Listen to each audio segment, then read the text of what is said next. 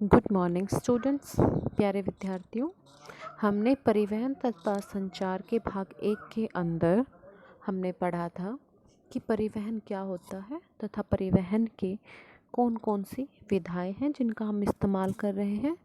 और उसके अलावा हमने स्थल परिवहन के अंदर सड़क तथा रेल के बारे में पढ़ा और हमने वायु परिवहन के बारे में लास्ट क्लास में पढ़ा था। तो आज की क्लास के अंदर हम परिवहन और संचार भाग 2 के अंदर हम जल परिवहन के बारे में पढ़ेंगे। अगर हम जल परिवहन की बात करें तो ये जल परिवहन आरंभ से ही, जब से मनुष्य ने अपने परिवहन के अगर हम देखें तो सबसे पुराना ये हमारा परिवहन का साधन है। और सामान ढोने के लिए और यात्रियों को एक स्थान से दूसरे स्थान तक ले जाने के लिए हम नहरों का, नदियों, झीलों और समुद्रों का प्रयोग करते रहे हैं। अगर जल परिवहन की बात करते हैं हम, तो जल परिवहन को हम 2 भागों में विभक्त कर सकते हैं। पहला महासागरीय मार्ग और दूसरा आंतरिक जल मार्ग।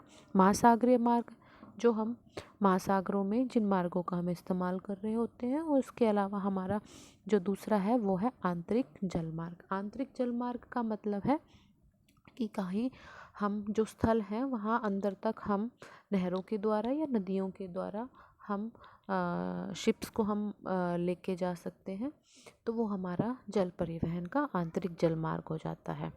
तो महासागरीय अगर हम मार्ग की बात करते हैं तो स्थल और वायु परिवहन जो हम पढ़ चुके हैं उनकी तुलना में जल परिवहन विशेष रूप से कुछ लाभकारी होते हैं। अगर हम उनकी बात करें तो सबसे पहली बात है कि जल मार्ग को बनाना नहीं पड़ता और ना ही इसके रख रखाव पर खर्चा आता है। हाँ, ये ज़रूर है कि बंदरगाह और जहाज़ के निर्माण का खर्च अवश्य होता है। इसके विपरीत अगर हम देखें तो सड़क बनाने या हवाई अड्डे बनाने, उनके रख रखाव पे, रेल मार्ग बनाते हैं, उनके स्टेशंस बनाते हैं, पटरियाँ बिछाते हैं, तो उसमें हमारा ज़्यादा खर्चा होता है अगर हम जल मार्ग के साथ इसकी तुलना करें तो। दूसरा हमारा देखते हैं कि सारे महासागर आपस में जुड़े हुए हैं और इसमें हम किसी भी आकार के जहाज को चला सकते हैं और समुद्रों का उपयोग कोई भी देश अपनी सुविधा के अनुसार कर सकता है। अगर हम थर्ड देखते हैं तो जल का घर्षण स्थल की अपेक्षा कम होता है, इसलिए ऊर्जा लागत भी अपेक्षाकृत कम होती है। इस कारण हम कह सकते हैं कि महासागरीय परिवहन का सस्ता साधन है। कम मूल्य वाली वस्तु या भारी हो जो ज़्यादा स्थान घेरती हो, जैसे कोयला हो गया, लौह लकड़ी, कृषि की उपज, इनमें हम लंबी दूरी तक परिवहन के लिए समुद्री मार्ग सबसे अधिक उपयुक्त होते हैं और सस्ते होते हैं। इसके अलावा महासागर जिन समतल और महामार्ग पर चलते हैं उनको किसी भी दिशा में मोड़ा जा सकता है और किसी भी दिशा में चलाया जा सकता है। महासागरों को जो जहाज का प्रयोग है मार्गों के रूप में मनुष्य ने भौतिक पर्यावरण के अनुकूलन का एक श्रेष्ठ उदाहरण प्रस्तुत किया है।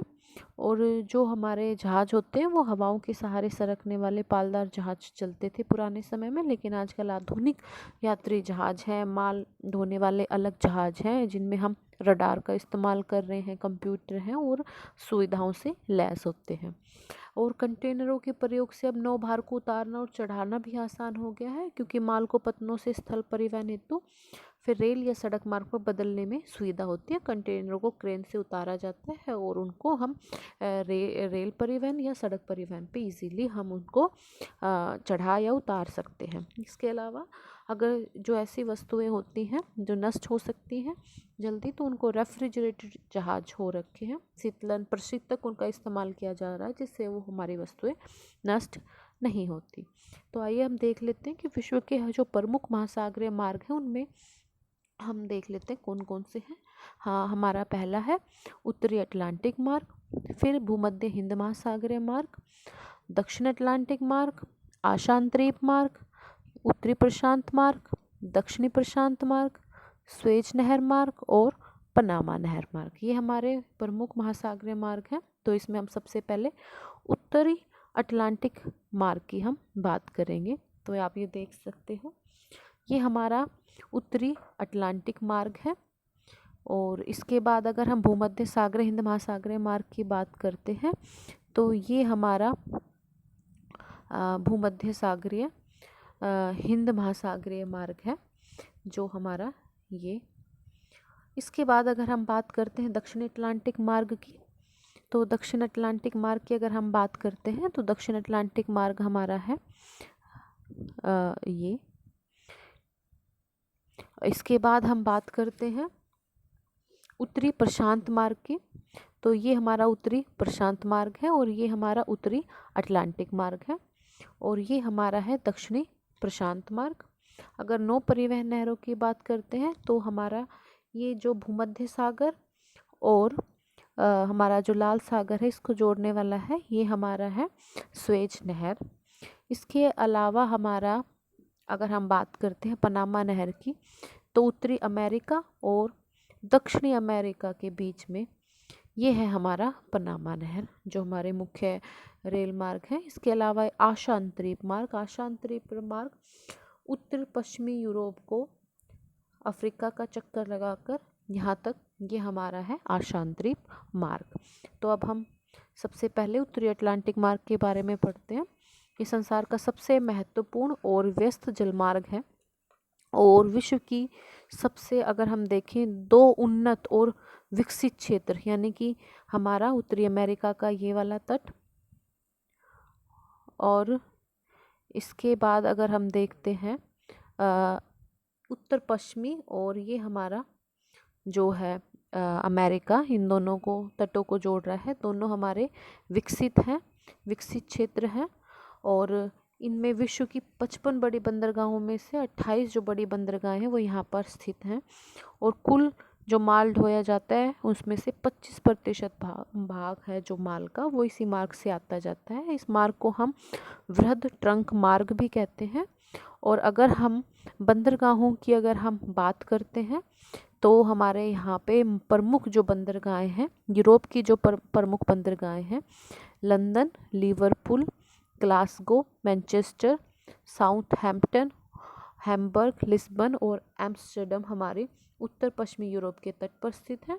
अगर हम उत्तरी अमेरिका की बात करें, Quebec, Montreal, Halifax, New York, Saint John, Boston, Portland, Philadelphia हमारे उत्तरी अमेरिका के प्रमुख बंदरगाह हैं। इसके बाद हम बात करते हैं भूमध्य सागरीय हिंद महासागरीय मार्ग की। ये भूमध्य सागर और हिंद महासागर को आपस में जोड़ने वाला व्यापारिक मार्ग है और इस मार्ग से हमारा पश्चिमी यूरोप को पश्चिमी अफ्रीका और दक्षिण अफ्रीका, पूर्वी अफ्रीका, दक्षिण पूर्वी एशिया के विकासशील देश, ऑस्ट्रेलिया और न्यूजीलैंड की वाणिज्य, कृषि तथा पशुपालन पर आधारित अर्थव्यवस्था से जोड़ता है। तो हम देख लेते हैं कि ये मार्ग हमारा कहाँ कहाँ तक है। तो अगर हम इसमें देखते हैं तो ये हमारा जो भूमध्य सागरीय मार्ग है ये उत्तर पश्चिमी हमारा जो यूरोप है, इसके बाद हमारा पश्चिमी हमारा ये पूरा अफ्रीका, दक्षिणी अफ्रीका, पूर्वी अफ्रीका, दक्षिण पूर्वी हमारा एशिया और इसके अलावा ऑस्ट्रेलिया और न्यूजीलैंड को आपस में जोड़ता है। हमारा ये भूमध्य सागर हिंद महासागरीय मार्ग है और ये हमारा प्राचीन विश्व का, अगर हम कहें तो हृदय स्थल कहते हैं और ये सब बहुत ज़्यादा देशों को सेवाएं और व्यापार प्रदान करता है। अगर हम बात करते हैं पश्चिम की ओर जाने वाले माल में, यानी कि ऑस्ट्रेलिया, न्यूजीलैंड, दक्षिण पूर्वी हमारा एशिया, यहाँ से अगर हम देखें तो जो माल हमारा यूरोप में जाता है उसमें मुख्य उत्पाद कपास, रबड़, चाय, कहवा, चीनी, खनिज तेल होते हैं। और इसके अलावा अगर हम बात करते हैं व्यापार की तो उत्तर पश्चिमी जो विकसित हमारा क्षेत्र है यहाँ से विनिर्मित माल को हम ऑस्ट्रेलिया हो गया या हम दक्षिण पूर्वी हमारा एशिया हो गया और अफ्रीका के अंदर वो इस चीज़ का वस्तुओं को, विनिर्मित वस्तुओं को भेजते हैं। और यहाँ के जो प्रमुख पतन है उसमें अगर हम बात करते हैं तो पोर्ट सईद, अदन, मुंबई, कोच्चि, कोलंबो और सिंगापुर इसके महत्वपूर्ण पतन हैं। इसके बाद हम बात करते हैं दक्षिण अटलांटिक मार्ग की। जो दक्षिण अटलांटिक मार्ग है वो पश्चिमी यूरोप और पश्चिम अफ्रीका के देशों को दक्षिण अमेरिका के पूर्वी तटों से जोड़ता है। तो देख लेते हैं हम इस मैप में देखते हैं हमारा दक्षिणी अटलांटिक मार्ग जो हमारा पश्चिमी यूरोप हो गया, और पश्चिमी अफ्रीका को हमारा दक्षिणी अमेरिका के साथ जोड़ रहा है। ये हमारा है दक्षिणी अटलांटिक मार्ग। अगर हम देखें तो अफ्रीका का हमारा जो पूर्वी तट है और हमारा दक्षिणी अमेरिका का हमारा जो पूर्वी तट है और अफ्रीका का हमारा पश्चिमी तट है, अगर इन दोनों को देखें तो ये कम विकसित हैं और कम जनसंख्या घनत्व वाले देश हैं और यहाँ पे व्यापार बहुत कम हुआ है और औद्योगिक विकास भी काफ़ी कम है। और ब्राज़ील में रियो और दक्षिण अफ्रीका का केप टाउन, इनमें ही थोड़ा बहुत व्यापार होता है। ब्राज़ील से कहवा, कोको और अर्जेंटीना से गेहूं, मांस, ऊन और सन का उत्तरी अमेरिका तथा यूरोप के औद्योगिक देशों को ये माल भेजा जाता है और बदले में वो कोयला, मशीनें और औद्योगिक उत्पाद भेजते हैं। इसके बाद अगर हम बात करते हैं आशा अंतरिक्ष मार्ग की, तो आशा अंतरिक्ष मार्ग हमारा ये मार्ग पश्चिमी जो ये यूरोप है इसको पश्चिमी दक्षिण अफ्रीका के भागों से जोड़ता हुआ हमारा ऑस्ट्रेलिया और न्यूजीलैंड तक पहुंचता है। और ये हाँ अगर हम बात करते हैं आशा अंतरिक्ष मार्ग की खोज अगर हम बात करें तो वास्को डी गामा ने 1498 में इस मार्ग के रास्ते ही वो भारत के कोचीन तट पर आया था। स्वेज नहर जहाँ पे भारी भरकम टैक्स लगता है तो उससे बचने के लिए जहाज इस रास्ते को अपनाते हैं। इसके अलावा जो बड़े जहाज होते हैं जो स्वेज नहर से नहीं गुजर पाते वो जहाज हमारे इस रास्ते को आशा अंतरिक्ष के रास्ते अपना जो माल है या सामान है उसको भेजते हैं। तो हमारा आशा अंतरिक्ष वाला देख सकते हैं आप कि अगर स्वेज नहर से होते हैं तो जो दूरी है हमारी वो काफ़ी कम हो जाती है।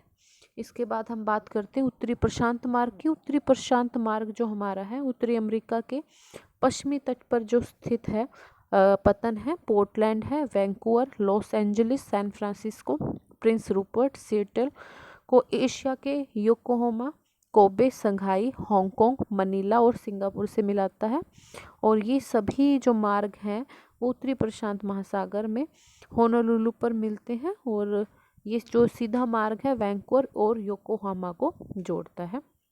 अगर हम बात करते हैं तो इस मार्ग से एशियाई देशों की ओर से नारियल तेल, चीनी, चाय, रेशम, तंबाकू व खिलौने निर्यात किए जाते हैं और उत्तरी अमेरिकी देशों से एशियाई देशों को फल, मांस, दूध के पदार्थ, गेहूं, आटा, लुगदी, कागज और पेट्रोलियम व धातुएं भेजी जाती है। अगर हम बात करते हैं हमारे दक्षिणी प्रशांत मार्ग की, ये जल मार्ग हमारा पश्चिमी यूरोप और उत्तरी अमेरिका को ऑस्ट्रेलिया और न्यूजीलैंड से पनामा नहर से होकर जोड़ता है। अगर हम इस मार्ग पर देखें तो गेहूं, मांस हो गया, ऊन, फल, दूध से बना हुआ उत्पाद, विनिर्माण पदार्थों का परिवहन होता है। इस मार्ग का भी प्रमुख बंदरगाह होनोलुलु है।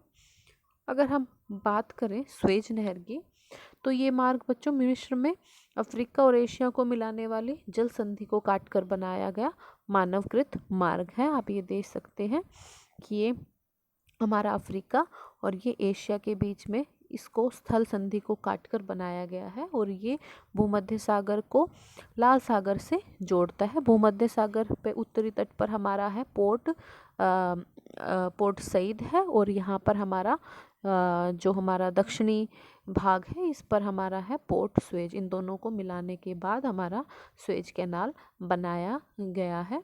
और अगर हम इसकी बात करते हैं तो फ्रांसीसी इंजीनियर फर्डिनेंड डी लिप्स ने इसको तैयार किया था जो 1869 में बनकर तैयार हुई थी और इसका निर्माण 1859 में शुरू हुआ था। और इस नहर पर मिस्र का एक अधिकार है और ये 173 किलोमीटर लंबी और इसकी चौड़ाई 365 मीटर है और औसत गहराई 16.15 मीटर है। इस नहर के मार्ग में खारे पानी की दलदली झीलें हैं जिसमें अगर हम बात करते हैं तो सबसे ऊपर है मंजाला उत्तर में और मध्य में तिम्सा और दक्षिण में लिटिल बिटर झील है। अगर हम इसका महत्व देखें तो इसका महत्व है कि यूरोप के जो देश हैं वो पहले जो यहाँ से चक्कर लगा के आ रहे थे वो जल्दी, जिसमें समय की बचत होती है और हमारा ईंधन भी बचता है। और इस नहर के खुल जाने की वजह से उपनिवेशिक देशों से कच्चा माल जो है वो निर्यात मंगाना और निर्मित माल भेजना आसान हो गया है। इसके अलावा इससे पूरे ही संसार को व्यापारिक फ़ायदा हुआ है। और आप देख सकते हो कि पश्चिमी देशों को के अलावा व्यापारिक फ़ायदा सभी को हुआ है।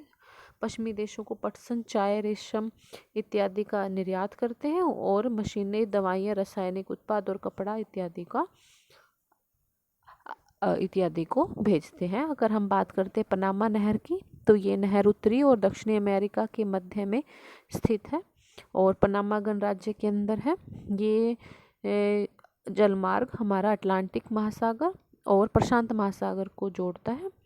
अगर हम देखें अटलांटिक महासागर और हमारा प्रशांत महासागर को जोड़ रहा है और प्रशांत महासागर के जो तट पर है बंदरगाह पनामा और हमारे अटलांटिक महासागर के तट पर बंदरगाह है कोलोन, इन दोनों को जोड़ता है। ये नहर 81 किलोमीटर लंबी है और इसमें 6 लोक प्रणालियाँ हैं क्योंकि असमान धरातल है और यहाँ पे जहाज़ों को ऊपर नीचे नहर तल के अनुसार ऊपर नीचे किया जाता है इन लोक प्रणालियों की सहायता से। अगर इसका महत्व देखें तो इस नहर के बन जाने से उत्तर और दक्षिणी अमेरिका के जो दोनों तट हैं उनके आपस के तटों के बीच की दूरी कम हो गई है और इस नहर के कारण यूरोपीय पतन, संयुक्त राज्य अमेरिका के पश्चिमी तट पर स्थित बंदरगाहों के बीच की दूरी भी कम हो गई है और संयुक्त राज्य अमेरिका के लिए इसका सामरिक महत्व है। सेना को रसद पहुंचाने में भी यह नहर महत्वपूर्ण है और इस मार्ग के द्वारा अटलांटिक महासागर से पेट्रोलियम, चांदी, सिनकोना, गन्ना, मांस, लकड़ी, अयस्क का निर्यात प्रशांत महासागरीय क्षेत्रों में होता है और मशीनें, तांबा, नाइट्रेट, इस्पात की वस्तुएं, मछली में निर्मित वस्तुएं प्रशांत महासागर क्षेत्रों से निर्यात की जा सकती है। इसके बाद हम देखते हैं आंतरिक जलमार्ग। अगर हम आंतरिक जलमार्ग की बात करते हैं तो आंतरिक जलमार्ग में नदियाँ एक महत्वपूर्ण साधन होती हैं। ये नदियों में हमेशा जल होना चाहिए, 12 मासी होना चाहिए, तभी वहाँ पे परिवहन का इस्तेमाल किया जा सकता है। नदियों के मार्ग में चट्टानी प्रपात नहीं होने चाहिए। अगर चट्टानी प्रपात होंगे तो उनमें से हम नाव नहीं चला पाएंगे। अगर सीधे जलमार्ग सुविधाजनक होते हैं, अगर मोड़ ज़्यादा होंगे तो उस पर परिवहन आसान नहीं होगा। इसके अलावा जहाँ पे सर्दियों में पानी जम जाता है तब भी हम परिवहन नहीं कर पाएंगे, इसलिए हमेशा वहाँ पे पानी कभी भी जमना नहीं चाहिए। इसके अलावा नदियों के जो तलछट होती है वो जम जाती है उसमें गाद, तो हम वो गाद से मुक्त होने चाहिए, यानी कि उनका रख रखाव करना पड़ता है। तो हम गुण और दोष में हम बांट लेते हैं। आंतरिक जलमार्ग के जो गुण होते हैं, जलमार्ग बनाना नहीं पड़ता और ना ही रख रखाव पर खर्च आता है। अगर घने वन हैं तो घने वनों में नदियाँ ही परिवहन का एकमात्र साधन होता है। और आंतरिक जलमार्ग के अगर हम दोषों की बात करते हैं तो जलमार्गों की गति अत्यंत धीमी होती है और ये मांग क्षेत्रों से दूर अगर कोई नदी बह रही है तो उसका हम लाभ नहीं उठा सकते। नदियों में बाढ़ आने या शुष्क मौसम में जल परिवहन में बाधा आती है। हमें नदियों को सदैव यातायात बनाए रखना है, तो उनमें जो गाद है या तलछट है उसको निकालते रहना पड़ता है, साफ करते रहना पड़ता है। कम बूंची और बेड़े का वैज्ञानिक रख रखाव से और ज़्यादा बोझ के कारण दुर्घटनाएं घटती रहती हैं। इसके अलावा अगर हम यूरोप के आंतरिक जलमार्गों की बात करते हैं, सबसे पहले यूरोप का जो आंतरिक जलमार्ग है, हम इसमें काफ़ी सारी जो है नदियां हैं यूरोप के अंदर, जैसे कि हमारी राइन है, सीन है, एल्ब है, वेजर है, ओडर है। इन नदियों को आपस में पक्की नहरों के द्वारा जोड़कर परिवहन की उपयोगिता को बढ़ा दिया गया है। तो हम प्रमुख जलमार्गों की बात करते हैं तो उसमें सबसे अगर महत्वपूर्ण की बात करें तो राइन जर्मनी की ही नहीं विश्व की सबसे व्यस्त व्यापारिक नदियों में से एक है। और जो नदी है इसके अंदर अगर हम बात करते हैं तो अगर हम बात करें तो नीदरलैंड से लेकर रोटरडम तक, अपने मुहाने तक, स्विट्ज़रलैंड में बेसल तक ये लंबाई 700 किलोमीटर लंबाई में नौका चलाने योग्य है। और ये नदी जर्मनी, नीदरलैंड और स्विट्ज़रलैंड से होकर बहती है। ये नदी जो रूर नदी है, रूर नदी जर्मनी से होके आती है और ये एक प्रसिद्ध कोयला क्षेत्र है। तो वहाँ से आकर रूर नदी राइन में मिलती है। और इसके अलावा राइन नदी को नहरों द्वारा रोन और डैन्यूब नदियों से मिलाया गया है और ये जलमार्ग यूरोपीय साझा बाजार की व्यापार की धुरी कहलाती है, क्योंकि इससे व्यापार किया जाता है। इसके बाद हम बात करते हैं दूसरी महत्वपूर्ण नदी है डैन्यूब। डैन्यूब और उसकी सहायक नदियों का जाल यूरोप की जो आंतरिक है जलमार्ग प्रणाली का शानदार नमूना है। इसकी लंबाई राइन से अधिक है, लेकिन यातायात की दृष्टि से अगर देखा जाए तो ये कम है। ये नदी जर्मनी के ब्लैक फॉरेस्ट से निकलकर ऑस्ट्रिया, हंगरी, रोमानिया, बुल्गारिया, चेक, स्लोवाक से होती हुई काला सागर के अंदर गिर जाती है। ब्लैक फॉरेस्ट से निकल के आप देख सकते हैं जर्मनी, चेक है, Slovakia, Austria, Hungary, Romania, Serbia, Bulgaria, और ये हमारी ब्लैक सी के अंदर गिरती है। इस मार्ग से गेहूं, मक्का, इमारती लकड़ी व मशीनरी निर्यात की जाती है। अगर हम इसके बाद बात करते हैं तो वोल्गा है। वोल्गा जो पूर्वी यूरोप की मुख्य नाव्य नदी है। इसमें अगर हम देखें तो वहाँ पे पूर्वी यूरोप में वोल्गा, डोन, निपर, डवीना और नीस्तर है। सबसे बड़ी है वोल्गा। और वोल्गा मास्को नहर द्वारा रूस की राजधानी जो क्षेत्र है, अगर हम देखें तो रूस का राजधानी क्षेत्र है हमारा मॉस्को, यहाँ से ये निकलती है और ये निकल के फिर काला सागर के अंदर काला सागर तक ये जा सकती है वहाँ तक। तो रूस की अन्य नदियाँ हैं जो ओब है, येनिसी, लीना, वो भी हैं, लेकिन वो निर्जन क्षेत्र में बह रही है, इसलिए नौगम्यता की दृष्टि से बहुत ही कम महत्वपूर्ण है और ज़्यादातर महीने ये नदियाँ ठंड से जमी रहती हैं। इसके बाद हम बात करते हैं उत्तरी अमेरिका के आंतरिक जलमार्ग की। अगर हम उत्तरी अमेरिका के जलमार्ग की बात करते हैं, दो प्रमुख है हमारे उत्तरी अमेरिका के। सबसे पहले महान झील है, सेंट लॉरेंस मार्ग है। ये उत्तरी अमेरिका के उत्तरी भाग में है। सेंट लॉरेंस नदी के मुहाने से ये व्यावसायिक जलमार्ग का निर्माण होता है और महान झीलों को आपस में मिला दिया गया है और आपस में मिलाने से नहरों का निर्माण हुआ है। सुपीरियर और ह्यूरन जो झील है उसको सू नहर द्वारा, अगर हम बात करते हैं सुपीरियर और ह्यूरन, यहाँ पे इसको सू नहर द्वारा, इरी व ओंटारियो को, इरी और हमारी ओंटारियो, इरी है और ये है ओंटारियो, इसको वेल्ड नहर के द्वारा आपस में जोड़ दिया गया है। तो इस तरह से ये सभी को हम आपस में जोड़ के एक हमारा जो अगर हम देखें तो ये एक मार्ग का निर्माण हुआ है और ये हमारा महान झील सेंट लॉरेंस जलमार्ग कहलाता है। इस जलमार्ग द्वारा विशाल समुद्री जहाज महाद्वीप के अंदर 3760 किलोमीटर तक अंदर तक आ जा सकते हैं, मॉन्ट्रियल तक आ जा सकते हैं। और ये महान झील का क्षेत्र है। उत्तर में यहाँ पे कनाडा है और दक्षिण में इसके अगर हम बात करते हैं तो उत्तरी संयुक्त राज्य अमेरिका है। और ये महान झीलों से उत्तर में अगर हम देखें तो औद्योगिक है, कृषि, वन और खनन क्षेत्र में विस्तृत है। इस कारण ये विश्व का सबसे महत्वपूर्ण आंतरिक जलमार्ग है।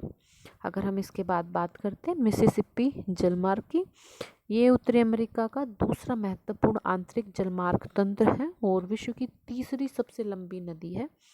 मिसिसिपी नदी में छोटे छोटे स्टीमर चलाए जाते हैं जो सेंट पॉल तक 3500 किलोमीटर तक जा सकते हैं और लंबे स्टीमर मिनियोपोलिस तक जा सकते हैं। यह जलमार्ग उत्तरी अमेरिका के आंतरिक भागों को दक्षिण में मैक्सिको की खाड़ी के साथ जोड़ता है। अब हम बात करते हैं एशिया के आंतरिक जलमार्गों की। तो एशिया में जो आंतरिक जलमार्ग है वो मुख्यतः चीन और भारत के अंदर है। चीन में 1.60 लाख किलोमीटर लंबी नदियां और नहरें हैं, जिसमें यांगटीसी कियांग जो 11,000 किलोमीटर लंबा है। इसके अलावा सीकियांग जो दक्षिणी चीन के अंदर है।